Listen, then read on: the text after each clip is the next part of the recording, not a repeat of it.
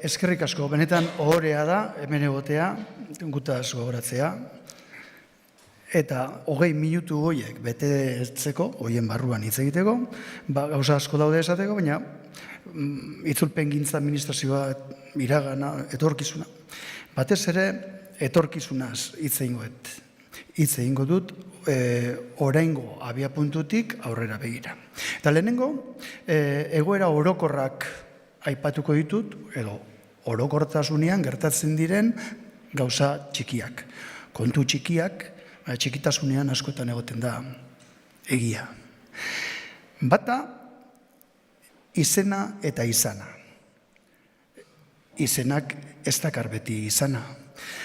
Askotan gertatzen da, eta ahaztu zait, barkatu, hau ere banukan prestauta. Hori arrisku txiki batzuk, arrisku isilak, txikiak diruditenak, baina niretzako importantea direnak. Esaterako, askotan eskatzen digute, itzuli behar dela, programa baten, jardunaldi baten programa. Programa hori txukun egoteko, garri behar da euskeraz eta erderaz. Naiz eta jardunaldi osoa, gaztelaniaz prestatu, gaztelaniaz izan, eta hori normaltzat hartzen dugu, itzultzen dugu guk, eta jendeak irakurtzen duta. Hori izango litzake, kaxa batean, zelofanez bilduta, oparin modura eman, eta barruan utzik egotea. Hori olentzero keluke sekula egingo. Hori gertatzen da liburuen izenekin, antzerkian, filmeak, ikastaroak, askotan. Teilatutik hasita puzleak osatzen. Beste gertaera bat, itzulpen gintzan diarduenak ondo daki zertaz ari nahi zen.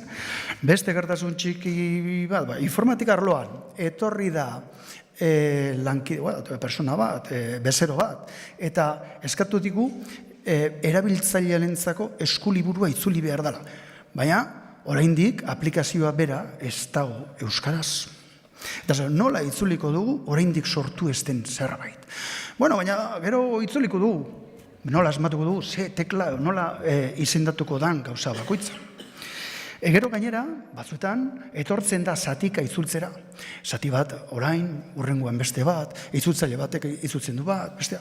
Azkenian, sortzen dugu, alegintzen gara puzlea osatzen, askotan ez dugu asmatzen. Arbolarik gabeko fruituak, azterketak. Askotan itzultzen ditu azterketak, eta askotan ez dago frutuari eutsiko dion arbolarik. Alegia, arbolak behar ditu, sustraiak, lurra, enborra, adarrak, hostoak, lorea, erletxo bat, eta gero frutuak. Askotan tokatzen zaigu itzultzea, bibliografiarik ez daukan arlo batean, irakaslerik ez dago, ikaslerik ez dago, dokumentaziorik ez dago, eta horri izan behar duzu horretan aitzindari. Eta, aitortu behar dugu, itzultzailea ezin dela gai guztietan aditu izan. Baten batek esan du, aipatu du hori. Gaztelaniaz ez dago euskarazko arazo handirik, eta bileretan, eta aktetan, eta erdaraz hitz egiten dugunean arlo bati buruz, ari gara erdarazko, gaztelaniazko, kasu honetan, gehienetan EAN, gaztelaniazko edozein arlotan ez da ageriko, ez da agertuko euskarazko arazorik. Itzultzen badugu erderaz, gaztelaniaz, pentsatutako edozein arlo, eta hitzez hitz itzuli, orduan ez da agertuko, agian euskeraz pentsatuta agertu beharko litzaken zerbait. Ez daukagun normalizazio linguistikoa ari gara itzultzen askotan. Sartu naiz web horrian leku batean bestean begiratzeko eskoletan, lanbide heziketan hizkuntzari buruz, programa landu behar dugu material sorkuntza hau egin behar du euskeraz, ez da zer agertzen. Zergatik? Erderaz arazori ez badago, euskeraz ere ez. Epea estua, beti bezala, guain bezala. Etxairik handiena beti denbora izaten da. Eta hobeto esan da, denbora falta. Badakizue, jarduteko modu bat dago horren atzean, jendearen izakera eta bizitzaren funtzionamendu bat. Bakoitzak egiten du bere lana. Bere lana egiten du hizkuntza batean, gehienetan, gaztelaniaz, kasu honetan. Eta azkenian gogoratzen dira, badagoela beste hizkuntza bat, normalean, euskara.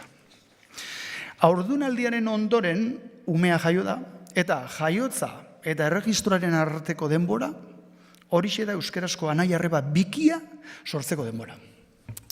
Hombre, beti, izan daiteke errena, izan daiteke itxua, behatzi hilabete sartu behar baituzu, ordu betean, edo egun batean, ume hori, segurazki, ez da oso aterako. Gainera, beste detaile bat ere izaten da. Itzulpenaren kontzeptu zerutierra. Zerote da, zela neurtzen da itzulpena? Jendea gutxik daki, itzultzaileak segurazki bai. Ume batek 4 tona patata nahi ditu sartu txapela barruan.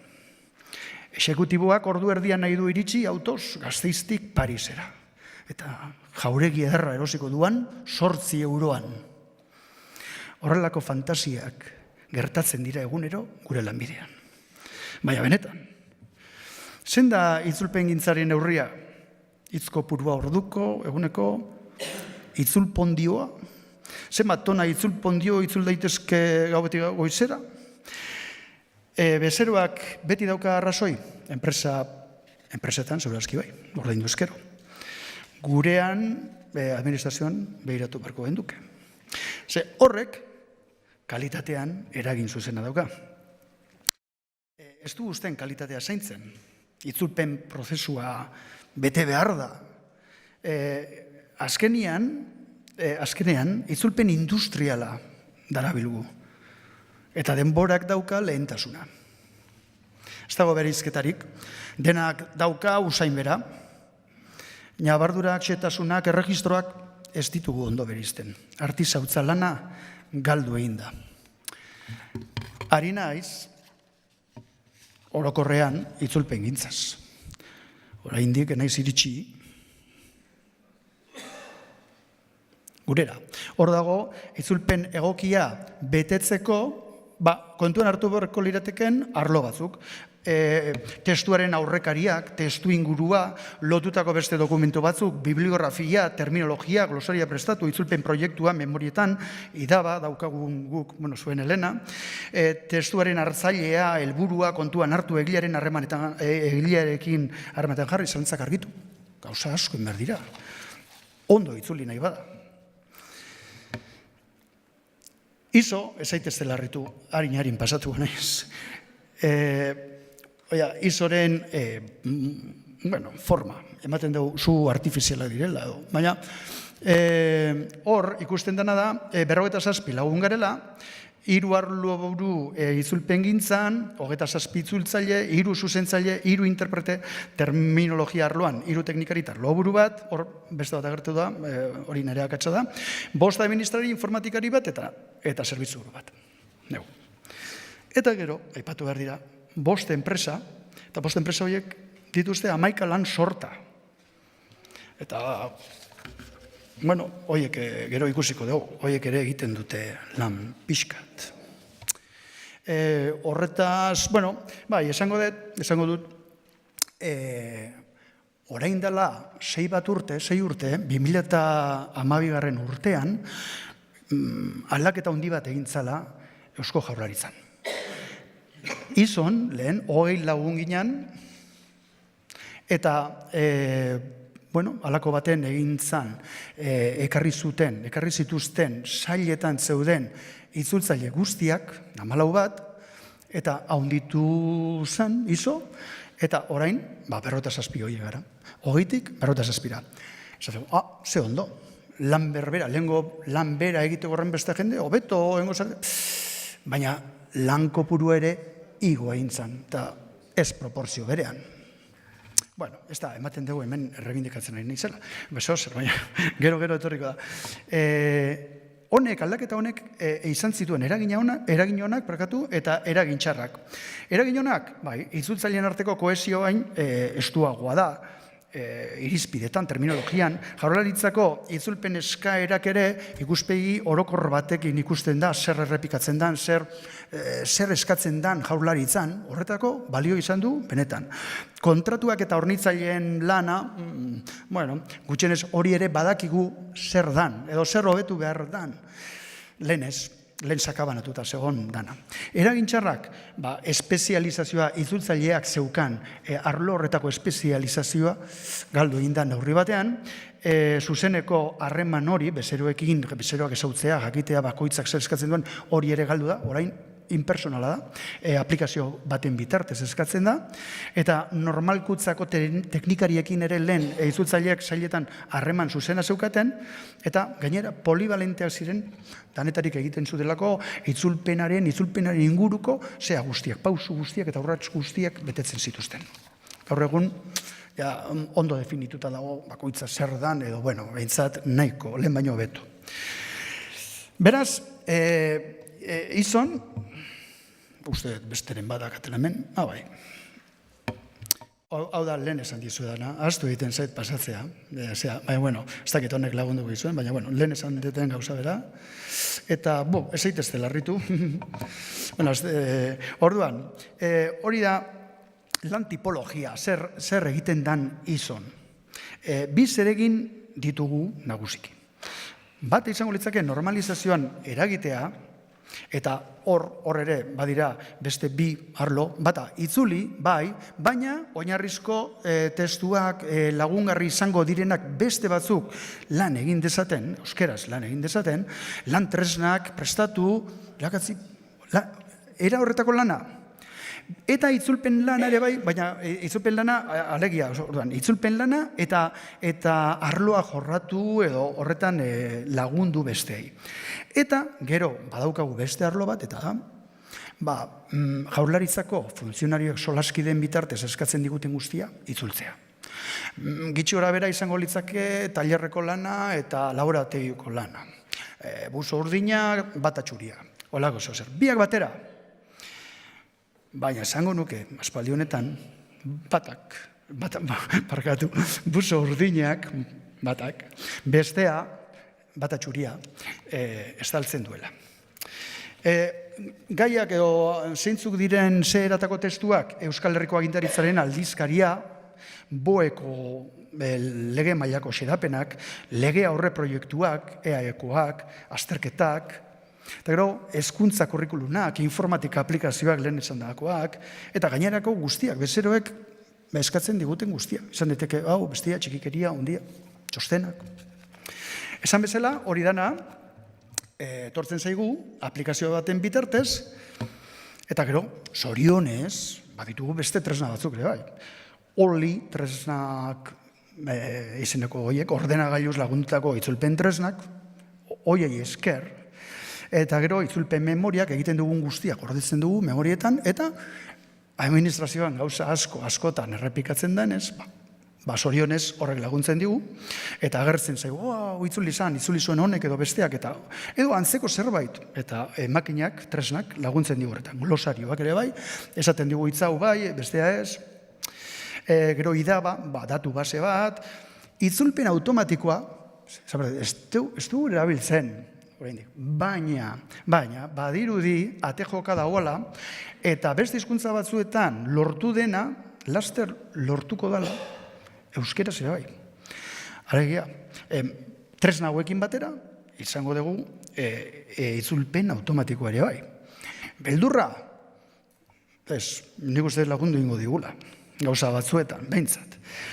Gero itzulpen memorien banku publiko ere hor dago airean, jaiotze aurgintza minetan, mein luzeetan, laster jaioko da, eta honekin nahi dugu gure memoria horiek, gure altxor hori, konpartitu gizarte osoan, itzultzaile guztiek, enpresek eta hor eukidezaten erabilgarri. Arazoetako bat gaur egun, datu pertsonalak. Hor gurean, holako asko dago, eta kaleratu horretik garbitu egin behar dugu dana. Eta beste aplikazio batzuk ere baditugu, aurrera, lan volumena. Hau ez lerritu, izan da, beste leku batzuetatik egindako beste Frankenstein txiki bat, hartu nuen handik eta mendik, baina bakarrikan matematik gustatzen mazaio, hor daude numero batzuk. Zenbat itzultzen dan urtean, 25 milioi hitz urtero. Hori zer da, zenbat kilo pondio, zenbat itzul pondio, asko. Bestera batea esan da, 100.000 horri urtean. Eta espedientetan, 14-15.000 espediente. Eta espediente bakoitzak bere lana dakar. Hartu jaso, kobratu egiten dugu, ordaindu hornitzaileari, eta bakoitzak bere arazotsua dakar.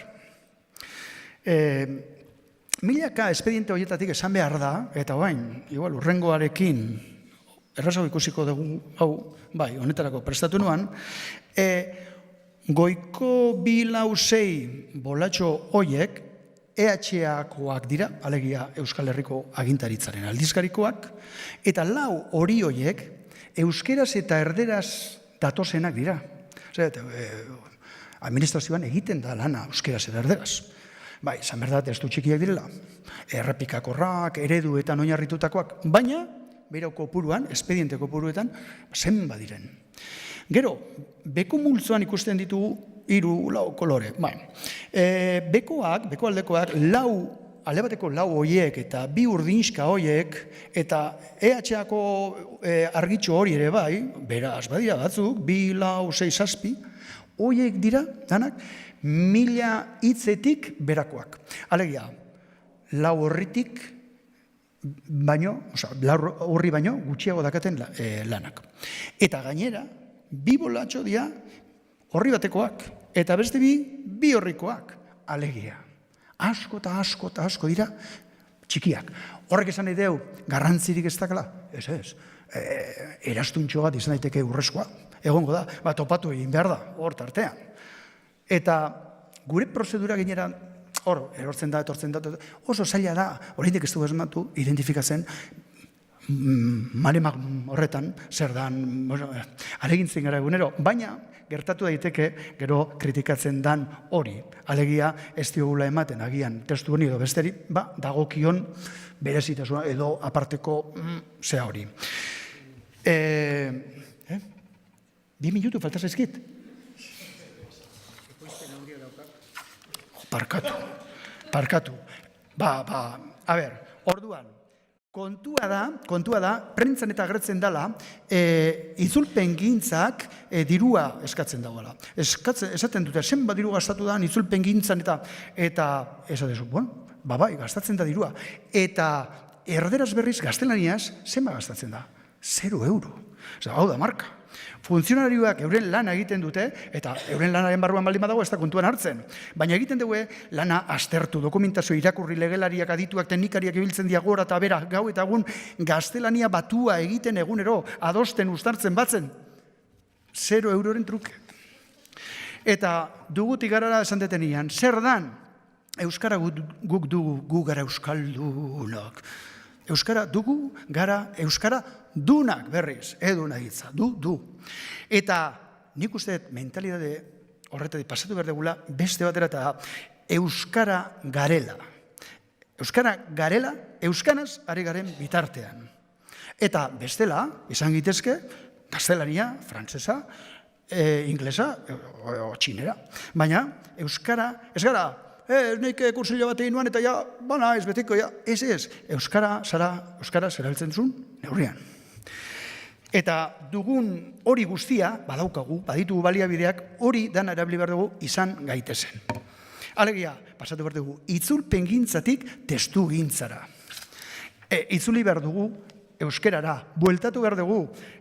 Euskera, azkenean betetu dugu, tramitea dela. Eta ez da tramitea, ez da izapide astun bat. Funtzionarioak ahaldundu inber dira. Eta esaten dute funtzionario batzuk, ni naiz nor euskara idatziaren etxean sartzeko, baina itzultzailearen hitzak sendatuko nau. Ez. 3 arlo daude, eta hau nahi dut esan. Aurrera begira. aurrera begira, lehenengo pausua izan beharko litza. Bueno, nire esan diatea aurrera begira hitz egiteko. Gero, bakoitzak dagokionak hartu beharko du, iruditzen zaion erabakia. Baina, nire ustez, bat, hor, EH-an ikusten diran, oiek, euskeraz eta erderaz etortzen direnak eta txiki horiek eta guk, ja, utzi behar dugu tutoretza lan hori eta eman behar diogu EH-a gizarteari. Maiatzaren 23an jartzen badute, 25an, ja hori ez da filologo baten lana, hori gizarteak berak administratu behar du. Eta ni horrena, bueno, askotan izan dugu eta danak dekite hori dela, bueno, gure asmoa, gure bidea. Beste bat, lehenengo eta behin, egin beharko litzake jarraitu behar badegu, zeintzuz organizatu antolatu daukagun hori. Bezeroek eskatu dezakete nahi dutena, guke kontrolatu behar dugu, bakoitzarekin burrukan egunero, eta ez, izan behar dira erabaki orokorrak, zer itzuli, zer ez, laneko epe egokiak, itzulpen prozedurak, eta hori jerarkia batean erabaki behar da, jerarkia batean, eta esan, hau, honela izango da. Euskara, gero, lehen bai lehen. Egin berko litzake, euskara bultzatu, gero eta gehiago itzuli euskarara, eta horretarako ohitura linguistikoak aldatu behar dira. Eta izango litzake laguntzaile. Eta kalitatea berantza joango litzake, kalitateak galdu ingo luke, segurazki bai, zenbat eta gehiago zabaldu, kalitatea ahoskoan ere gertatu zen, jaitxe egiten da. Baina hobe da kalitatea jaistea, segunen baten agian kalitate mentalidadea aldatuko da, edo igotzeko denbora ongo da, baina itzulpengintzaren aro hau, dana itzultzea eta itzultzaile baten ardura izatea euskara bera, hori bukatu emarko litzake, gitxika, harin faseka, eta horretarako batu beharko genduke tailer batean, danok, horretan parte hartzen dugun guztiok.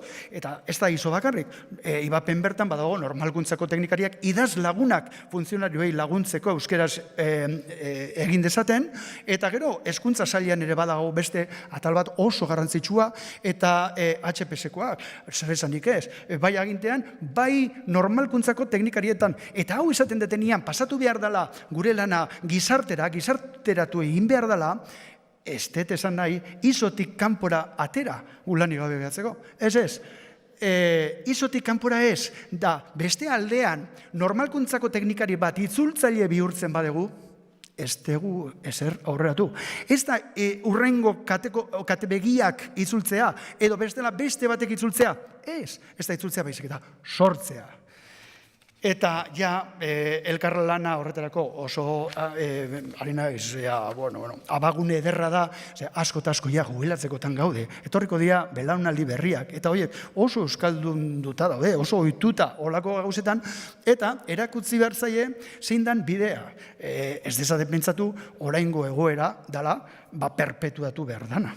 Eta agur, hemendikan 27 urtera, 2045an, lingua basko nun primitebea dela eta, egingo da beste batzar bat, nik 84 urte izango ditu, 84, eta buruak laguntzen badit, ikusiko dugu, aber euskara jalgiden, idatzizko lan mundura, ala ez.